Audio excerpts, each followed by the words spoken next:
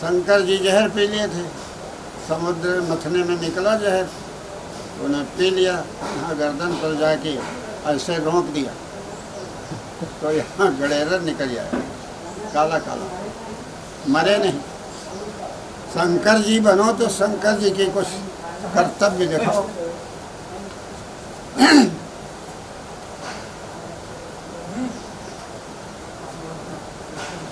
ये अपनी आदतों के गुलाम। एक यहाँ पी रहे थे गांजा, साधु थे। हमने कहा तुम साधु हो, गांजा पीते हो? कहीं हमारे गुरुजी पीते थे। कहा गुरुजी कुआं गिर जाए तुम गिर जाओगे? गुरुजी अंधे हो तो आंखें फोड़ लोगे? अरे गुरुजी पीते थे, वो गलती करते थे, तुम क्यों गलती करते? तो गुरुजी का आधार लेकर के तुम गांजा उड़ा रहे हो, तुम्हारी आदत खुद बिगड़ी हुई है, गुरुजी का दोष लगाते। हमने कहा तुमको गुरुजी को समझा देना चाहिए, नशा नहीं ठीक है। किसी वेद पुराण में नशा का बयान नहीं आया कि वह शंकर जी नशा पीते थे गांजा, और राम जी पीते थे, विष्णु भगवान पीते थे, ब्रह्मा जी पीते थे गांजा शराब। कुछ आया है कहीं? किसी वेद शास्त्र में कहीं नहीं है। कि दुनिया वाले लोलुप लोग, बिगड़े लोगों कहते हैं कि अपना जो पूज्य है उसको लथेड़ो पहले। हमारे कबीर पंथियों में कहते हैं कबीर साहब ने शादी की थी, कमाल और कमाली लड़के थे दो, लोई नाम की स्त्री थी, अपना छोड़ नहीं सके। एक महंत मिले वहाँ छत्तीसगढ़ में,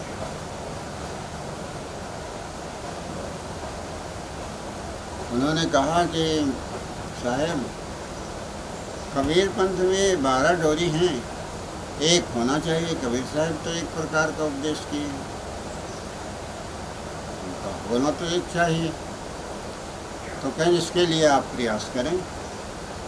तो हम कहा भाई हम प्रयास नहीं करेंगे, जिसमें सफलता नहीं मिलती उसका प्रयास हम नहीं करते। तो कहीं क्यों नहीं सफलता मिलेगी? आप बड़े संत हैं, आप इसका प्रयास करें कि सब ग्रंथ और सबका निश्चय ज्ञान एक समान होना चाहिए। कबीर साहब ने एक ही बात कही। हम कहा बताओ, एक बात बताओ, तुम्हारे गुरु किस न्याय से 3 स्त्रियां की? जब कबीर साहब ने कहा जरा जहाँ जराई सुंदरी तू मत जाए कबीर, उड़ी धूल तन लागे सोना होए शरीर, किस न्याय से 3 स्त्रियां की? बताओ। और तुम क्यों नहीं साधु हुई? गृहस्थी में फंसे पड़े हो। सुंदरी न सोए सन कार्तिक के साथ, कवनों दाग लगाओ कारी हाणी हाथ। कबीर साहब की एक बात मानते नहीं, कहते एक कर लो। एक बहुत झमेला देर तक किया, हमारे बुखार था, दुई गर्मी हो गई। बुखार की गर्मी, वैसे प्रपंच ज़्यादा बकते थे, आचरण बिल्कुल नहीं ठीक। तो हमने कहा कैसा एक करना चाहते हो? तुम लोग गृहस्थी छोड़ के वैराग मार्ग में आओगे, हम लोग तो वैराग छोड़ के गृहस्थी में नहीं आएंगे। तुम गृहस्थी छोड़ सकते हो और वैराग में आ सकते हो। छोड़ने को तय करो अपनी सारी समाज को। ये महांती गहंती जो बनाए बैठे हो तमाशा, इसको हटाओ। जोर लगा के बोले तो कहें साहब आप तो नाराज़ हो गए। हम कहा नाराज़ नहीं, तुम कहते कुछ और करते कुछ और। कबीर साहब महान त्यागी, महान पुरुष थे, तुम लोग ये गृहस्थी का झमेला क्यों बनाए बैठे? कबीर साहब ने कहा सुंदरी न सोहे सन कार्तिक के साथ, कबहू दाग लगावे कारी हाणी हाथ। तुम्हारे गुरु 3 स्त्रियाँ किस न्याय से किया? हम जानते थे उनको 3 स्त्रियाँ की। तो फिर बोले नहीं। हम कहा बैठे हो गड्ढे में और स्वर्ग की बात करते। इतने में सत्संग खत्म हुआ तो उत्तराधिकारी सत्संग सुना रहे थे हमारे। कुछ बुखार था तो हम नहीं गए थे। अब वो आए तो हमसे बकवास करने लगे। 1 घंटा तक बकवास किया। तो फिर जब हमने इस तरह कहा कि बराबर कर देंगे, तुम जितने महंत हो गृहस्थी में ये बैठे हो, ये सब छोड़ करके वैराग मार्ग में आओ, क्योंकि कबीर साहब वैरागी थे। उनकी वाणी से मालूम पड़ता है, माया महा ठगी ने हम जानी, त्रिगुणी फांस लेकर डोले, बोले मधुरी वाणी, केशव के कमला होए बैठी, शिव के भवन भवानी। हम कहा इन 3 पूज्य जो देश में पूज्य माने जाते हैं, 3 महान देवता, उनको जो उंगली उठा सकता है, स्वयं शादी कर सकता है, कैसे कहते हो तुम लोग? जब हमारे आचार्य महान त्यागी थे, शादी से दूर रहे, तुम लोग शादी के प्रोग्राम क्यों बनाए? छोड़ सकते हो गृहस्थी, हम एक कर दें।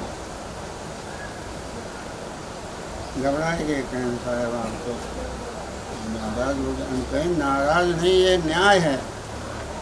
छोड़ो गृहस्थी और वैराग मार्ग में आओ, देखो हम एक कर देंगे। छोड़ना कुछ नहीं चाहते। लपसी लौंग गने एक सारा, खार छाड़ मुख फाँके, छाछ छाड़ी मुख फाँके छारा, तो खाड़ छाड़ मुख फाँके छारा। तो हम कहा लपसी लौंग एक समान न समझ। हम कहा शंकर जी घर घर पूजे जाते हैं, उनका शंकर वर्ण शंकर मत आज तक स्वीकार किसी ने नहीं किया। वो कहते थे कि जात पात कुछ नहीं होती है और सबका खान पान एक होना चाहिए, आज तक नहीं एक हुआ। वर्ण शंकर मत शंकर जी का चलाया, जाति पाति का खंडन किया था। सबके यहाँ खा लेते थे, भीख मांग के खाते, जो टुकड़ा मांग लेते खा लेते, चाहे कोई दे दे। आज के ये पाखंडी लोग, एक कोई साधु आए थे तो भोजन बनाया तो बावां हाथ बाहर चौका के रखा कि हम बड़े त्यागी हैं। तो लोगों ने कहा ये बायां हाथ बाहर क्यों रखे हो? कहीं इससे शौच करते हैं इसलिए अशुद्ध है। तो कहीं शौच करते हो वो हाथ तो अशुद्ध है, और जिसकी शौच करते हो वो तो चौके में धरे बैठे हो, टट्टी द्वार, इसको निकाल के धर देवा है। घोसला कहीं बनाने वाला ढोंगी, ये सब ढोंगे तो है। टट्टी द्वारा रखा है वहाँ चौका में, और हाथ अशुद्ध है बाहर रखा है। तो ये ढोंगी लोगों की जो प्रक्रियाएं हैं, ये कल्याणकारी नहीं है। लोगों को गुमराह करके अपने ठगने का धंधा, धन वंचन करने का एक व्यवसाय बना रखा है, और कुछ नहीं। तो कबीर साहब ने तो खंडन किया ही है, तुलसीदास जी ने खंडन किया। ये चौपाई रामायण की। भक्ति मार्ग में ये ढकोसला नहीं, पूजा पाठ बवाल खंडन किया तुलसीदास जी।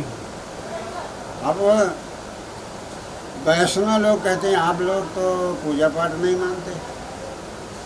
हम कहा तुम रामायण पढ़ते ही नहीं हो, आधार लियो कि हम रामायण पढ़ी थी। एक पंडित जी रहे तो एक भगत आए, हम बैठ रहे हूँ इनके संयम दास के गाँव पश्चिम एक तालाब है, आए भगत रहे थे, कहीं साहेब बंदगी कहीं वो पंडित रहे, वो पुजारी रहे मंदिर के। तो कहने लगे ये कहा साहेब तो कहते हैं अंग्रेज लोग कहे जाते थे, साहेब तो साधु को कैसे साहेब कहे? उनका पंडित जी रामायण पढ़ते हो? कहा हाँ। कहा रामायण में तो 20 जगह साहेब आया। तो क्यों पढ़े हो? कहा कहीं एक जगह दिखा दो तो 50 रुपया हम दे दें। उनका गुटखा उठाए दो, पढ़त रहे भाई गुटखा रोज। जैसे ही खोले न वो पहले नहीं कर पाया। प्रभु तर उतर पर प्रभु तर उतर कपिडार पर ते किया आप समान, तुलसी कहूँ न राम से साहेब से निजान। वो भगत से हमका तुम पढ़ के सुना दो, नहीं कहीं बनाए कहीं नहीं, तो पढ़ के सुनाए। एक भगत रहा है, वो इंजन उंजन बनावत रहे, हमें रहत रहा, वो कबीरपंथी भगत रहा। तो हम कहा पंडित जी तुम कबीरपंथियों से क्यों जलते? और रामायण में 20 जगह साहिब पद आया।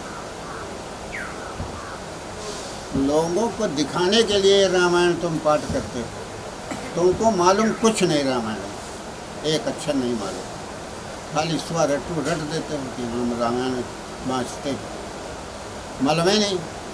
हमका 20 जगह का याद है कि साहेब पद रहे हैं, न एक बार सुना दी। तो फिर कहीं वो तो रामचंद्र जी उनको साहेब कहा गया है, वो तो राजा थे, उनका वो तो ठाकुर राजा थे, तो तुम पंडित होकर उनका चरणामृत क्यों लेते हो, क्यों पूजा करते हो, किस लालच से करते हो? वो ठाकुर थे, मान लिया ठाकुर थे, राजा थे, तो तुम उनको क्यों पूजते हो? ब्राह्मण होकर उनका चरणामृत लेते हो। अब बोल बंद हो गया। पहले वो जो भक्त है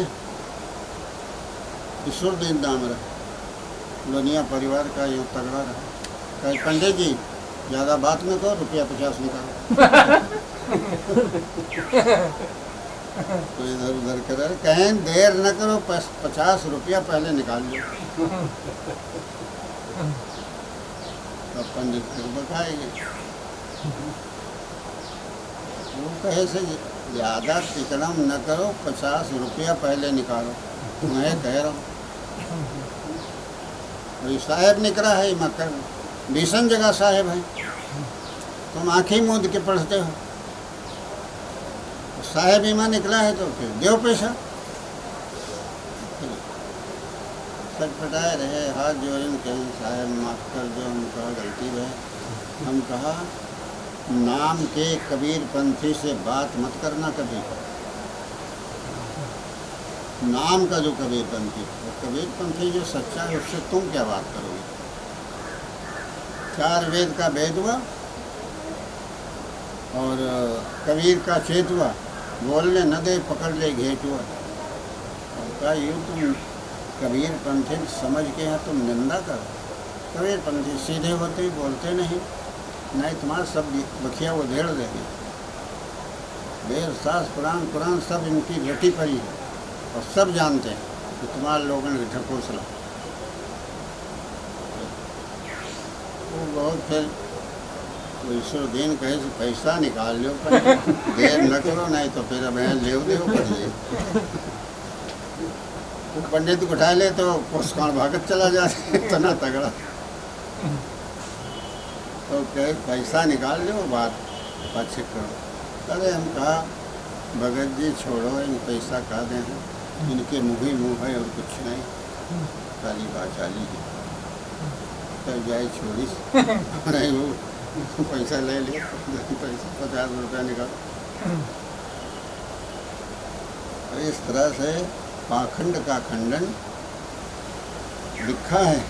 उत्तमा सहजा अवस्था, मध्यमा ध्यान धारणा, अधमोचा तीर्थ यात्रा, मूर्ति पूजा अधमाधि। उत्तम क्या है? आत्मचिंतन कि मैं स्वयं सत्य हूँ, मैं अविनाशी हूँ, मेरा प्रकृति से कोई संबंध नहीं। ये उत्तम साधना है। मध्यम क्या है? गुरु का या सत्पुरुषों का ध्यान करना, उनके आचरणों का मनन करना, तो अपना मन पवित्र होगा। तीसरी अधम पूजा क्या है कि तीर्थों में जाए। तीर्थों में संत महात्मा मिलेंगे, उनके सत्संग से ज्ञान हो जाएगा। इसलिए तीर्थों को बताया। अब तो तीर्थों में ठग लोग, बदमाश लोग बैठे, लुटेरे। ऐसा नहीं था पहले। जब रामायण रची गई तब तीर्थों में संत जाते थे, वहाँ सत्संग होता था। तो कहा अधमोच तीर्थ यात्रा मूर्ति पूजा अधम अधम, और मूर्ति पूजा अधम से अधम, चौथे नंबर। जब कुछ न सके तो मूर्ति के आगे बैठ के पूजा।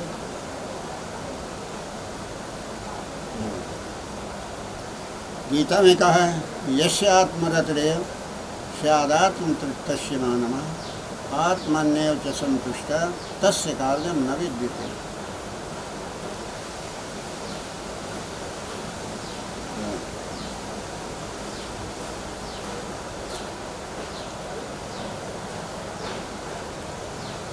यस्य आत्मरतिरेव, जिसको अपने स्वयं आत्मा में रति नाम प्रेम है, आत्मस्थिति में प्रेम है, शादात्म तृप्तस्य मानव, और आत्मा में ही संतुष्ट है। आत्मन्येव च संतुष्ट, आत्मा छोड़ के दूसरी जगह उसको संतुष्टि नहीं है, केवल आत्मचिंतन है। तस्य कार्यं न विद्यते, उसके लिए कोई कार्य बाकी रहे, रहा पूजा पाठ श्रद्धा घोषणा कुछ नहीं जरूरी। ये सब शास्त्रों में लिखा है, पुराणों में लिखा है। ये लोग पढ़े थे आँखी मूंद, स्वार्थ के बस, अर्थ नहीं मालूम उनका। हमको कह रहे थे कि हम कहीं टीका करी तुम्हारी रामायण के या गीता का, तब समझ में आवे। सकामियों का बनाया हुआ गीता विषयी पामरों का, और विषयी पामर तुम लोग पढ़ रहे हो, क्या तुम समझोगे इसमें?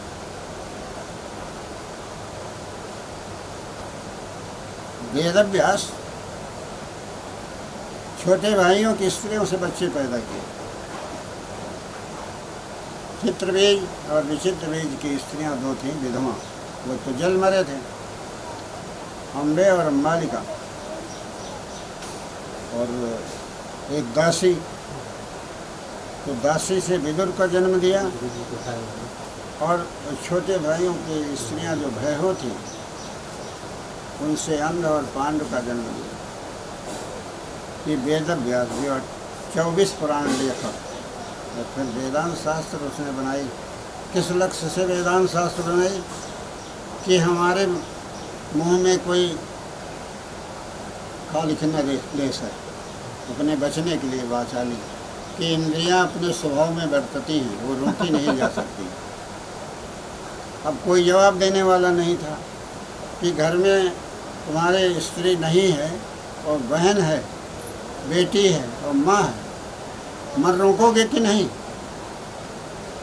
तो कह दें कि नहीं इंद्रियां रुकेंगी, तो तुम ऐसे जानवर से बात करनी क्या? तुम तो जानवर से गए बीते हो, इसके कोई नियम परहेज साधना नहीं है, वो क्या है? जानवर है। मन नहीं रोका जाता, मन तो सब रोकते हैं। मन न रोके तो 1 मिनट भी न बीते उसका जीवन चला जाएगा। मन को सबको रोकना पड़ता है। जब घोंसला बनाया, फिर उन्होंने वेदांत शास्त्र की रचना की कि इंद्रियां अपने स्वभाव में वर्तती हैं, वो रोकी नहीं जा सकती हैं, उनको करने दो जो करता है। केवल अहंग न धारण करो कि मैं करता हूँ, मैं भोगता हूँ, ऐसा न निश्चय करो, बस तुम मुक्त हो। गीता यही सिद्धांत है। तो गलत है गुरु जी? अब गलत सही हम क्या कहे, वहाँ जब निर्णय कह दे थे हम। नहीं तो सब गीता के बिके पड़े हैं। कहा गीता के समान कोई पुस्तक नहीं। हम कहा, हम कहते हैं गीता से नास्तिक पुस्तक कोई नहीं। चौपट कर दें, लड़ाई के कृष्ण दोनों दलों में स्वाहा कर दें, वह गीता पढ़ा के लड़ाई करेंगे। गीता कौन मोक्षदायी है?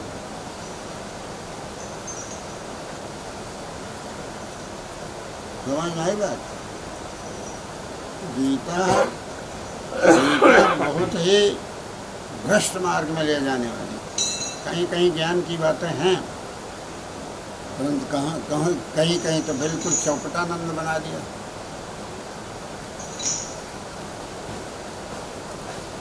यहाँ वो दिखाया है निष्काम कर्म योग। कर्म करो, निष्कामी रहो। कोई का कत्ल करे और कह दे हमने नहीं किया, अरे तुम्हारे अंतःकरण में वो वज्र ग्रंथि बन जाएगी हिंसा की, क्रोध की, वो मिटाया मिटेगी। व्यभिचार किया है, बलात् किया है, कैसे मिटेगी वो? वाचालिस थोड़े मिटेगी, संस्कार बनते हैं। निवेदा में 9 लड़कों ने, एक बहन भाई दोनों जा रहे थे परीक्षा देने, 12-12, 14 वर्ष के थे। तो लड़के को बांध के डाल दिया उधर, और लड़की के साथ 9 लोगों ने बलात् किया। बहुत खुशामद करती थी, बहुत रोती थी, एक नहीं सुने। पर बाप जिसका उसका बाप, वो मोबाइल इंटरनेट से जोड़ करके रख दिया। सारी क्रिया पूरे विश्व भर में हो गई। उसी से पकड़े गए, 1 साल मुकदमा चला, अभी 4-5 महीना भरा, तब उसको जन्म जेल 9 को हुई। एक वकील साहब छुड़ाने गए कि इतनी सज़ा नहीं होनी चाहिए। जज क्रोध में बैठा था कि इतना बड़ा अन्याय। वो लड़की तीसरे दिन मर गई। तो था पैसों का गुलाम, चल दिया वहाँ छुड़ाने, छूटना चाहिए। तेरी बहन होती या तेरी लड़की होती तो छुड़ाने आता? पैसों का गुलाम, छूटना चाहिए। चुपके से भाग गया वकील। 11-3 तकड़ उनको भी बंद कर देता कि तेरी सहमत से ऐसा हुआ। तो वकील बोल नहीं सका, पीछे खसक कर भाग गया। कहा ये तो दुनिया में रहने लायक नहीं।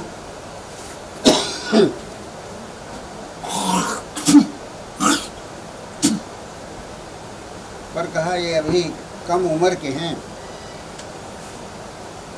ये जीवन भर जेल में रहेंगे, देखेंगे अन्याय का प्रतिफल होता क्या, इसलिए इनको जिंदा रखा है।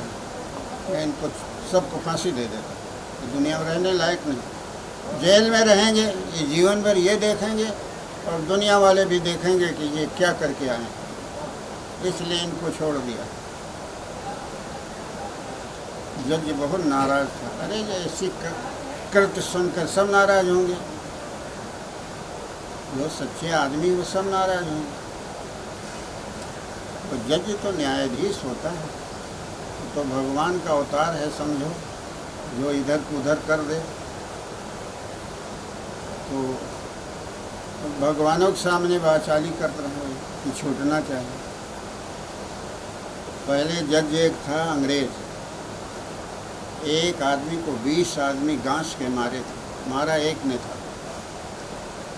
तो कहा कि वकील ने कहा सर एक को होनी चाहिए सज़ा, और 19 आदमी को नहीं होनी चाहिए सज़ा, मारा एक नहीं।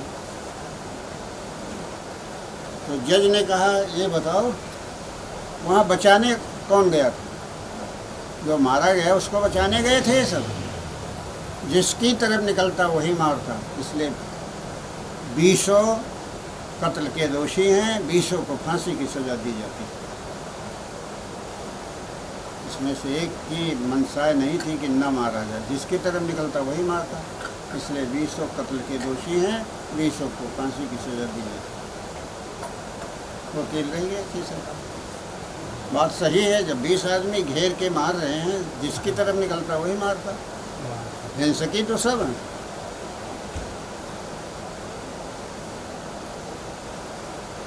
इस तरह पढ़ने लिखने में और ग्रंथों में बहुत कुछ उटंग पटांग लिख के भर दिया है।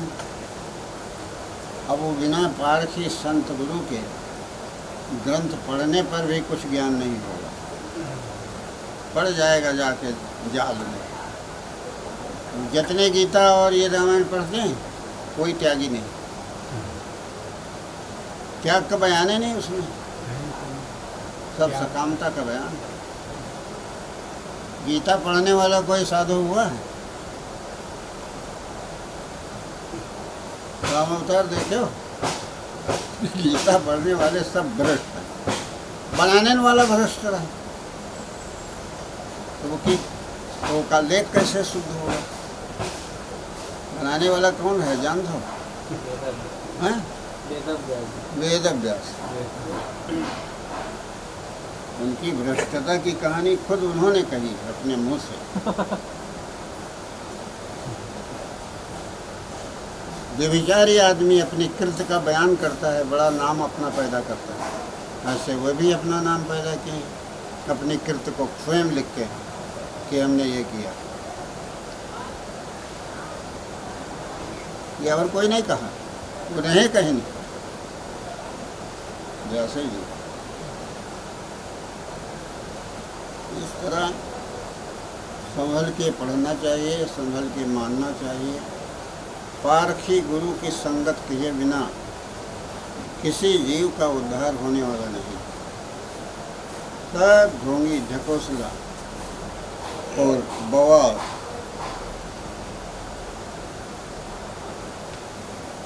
न्याय की बात करें। गुरु विशाल साहेब कृत सदग्रंथ भवान के अंतर्गत भक्ति वर्ण प्रकरण में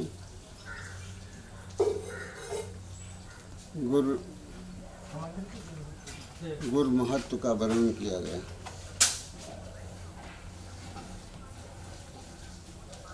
गुरु ज्ञान बिना मन भटके हो, आज ये शब्द हो।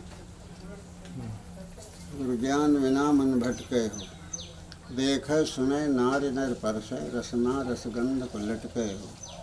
रूप देख मन ध्यान बनावे, सबल वासना झटके हो। मुख से बचन सुरस मन भावे, भाव जान दिल खटके हो। थूल परस परवश बिक मन के, शक्तिहीन मन फटके हो।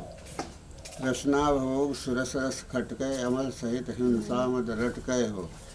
ब्रह्मन तो छूट गया को ब्रह्मन तूर श्रुता गुर प्रगट, विमल विवेक विराग निकट कहे हो।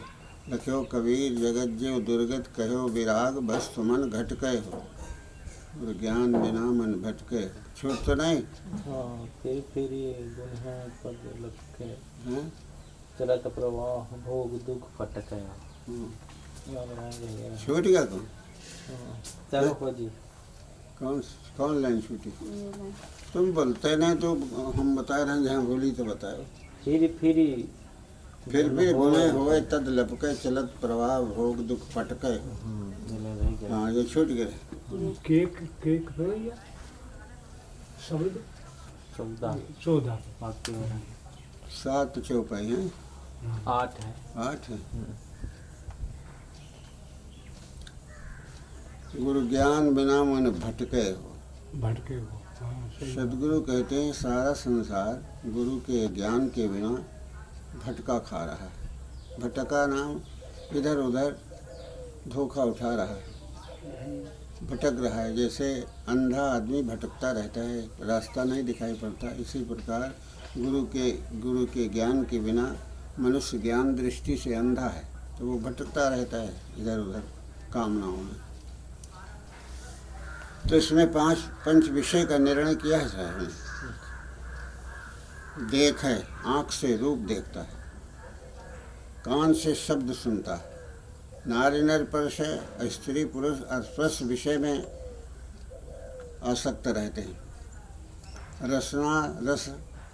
रसना से रस, जबान से रस ग्रहण करता है, और नासिका से गंध। पांचों विषय के निर्णय एक चौपाई में कर लिए। बहुत थोड़े में बहुत कुछ कहा है साहब ने। तो देखे सुने नारी नर परसे, रसना रसगंध को लटके हो।